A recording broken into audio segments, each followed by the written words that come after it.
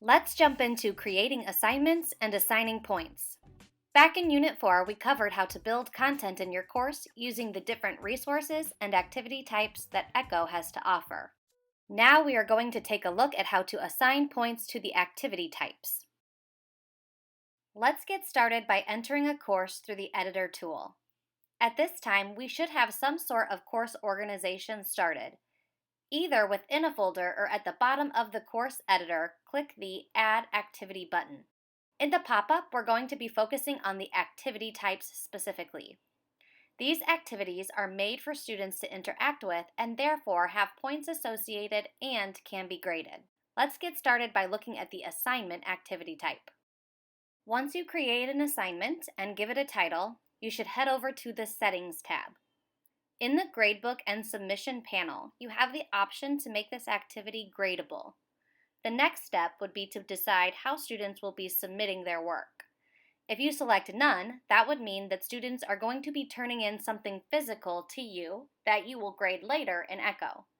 If you choose Single Document, students have the choice to upload one document or select one Google document. If you choose multiple documents, students have the choice to upload more than one document. Web address or URL allows students to enter a web address to, say, a website they created to show their learning.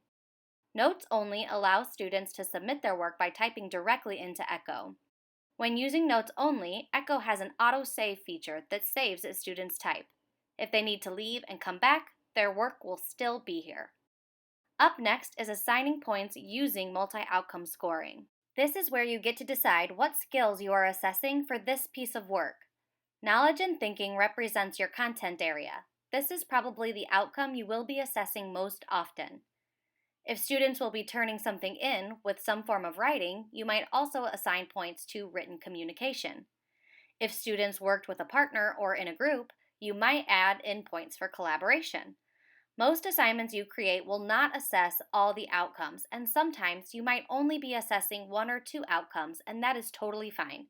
The key is to make sure your course material has a nice balance of all the outcomes. Next up, you'll want to make sure you have the correct grading period selected. In the Activities Settings panel, you have the option to give your assignment a due date. Here you can select the assignment due date and time until it is due. You can also allow late submissions.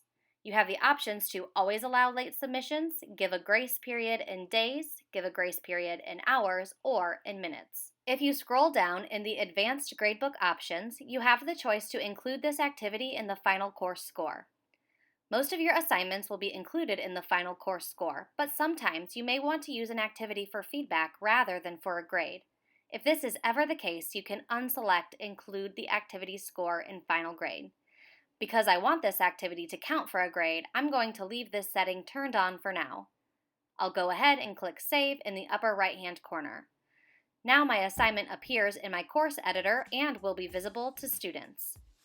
If I'd like to move my assignment, I can simply drag and drop it anywhere I'd like. Let's come back to the Add Activity button. We just visited the assignment activity type and looked at how to assign points. All other activities are assigned points and have similar settings to the assignment activity type, except for the assessment and the practice questions. Because these are assessments, they only give the option to assess one of the learning outcomes. If we click on Assessment, give it a title, and head over to the settings, within the Gradebook and Submission panel, you will see that you only have the option to choose one outcome.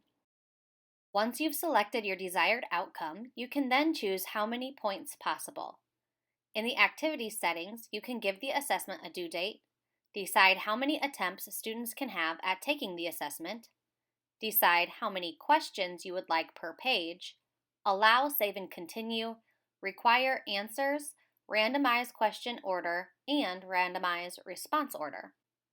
All of this is the same for practice questions as well. The next step would be to set up your assessment questions. When finished, we would click Save. Take some time now to create a few different activity types in your course. Be sure to take time to think about what outcomes you might assess for each activity and practice assigning points and adjusting due date settings. For more information on the activity types and how they function, be sure to check out the linked articles.